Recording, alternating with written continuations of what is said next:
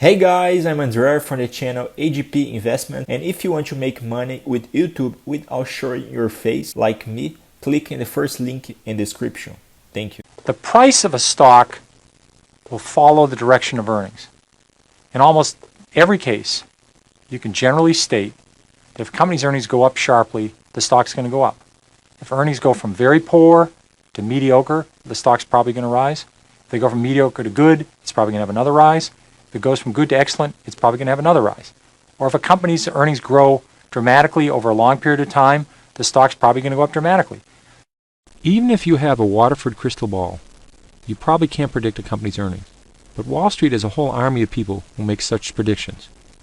By computer, you can get Wall Street earnings estimates in the research section of the stock shop or through many other online services. Or you can go to your local library and find earnings estimates in Value Line or Standard & Poor's. Obviously, you want to invest in companies whose earnings are expected to rise. But again, these are just estimates. If you really understand a company, you should know how it plans to make earnings rise. If you know it has good growth prospects, then you'll be better able to evaluate the company as an investment. You can't predict the future, but you can learn from the past.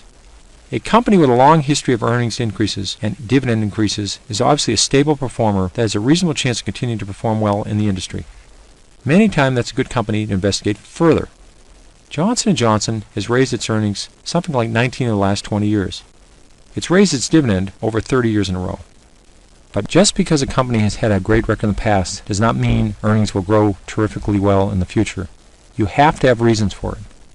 Strong growth in research and development, cost-cutting, new products, great brand name, and a terrific balance sheet were the items that made me optimistic about Johnson & Johnson. And what's the outlook? It's going to keep continuing to grow. They run out of steam, stock's going to run out of steam.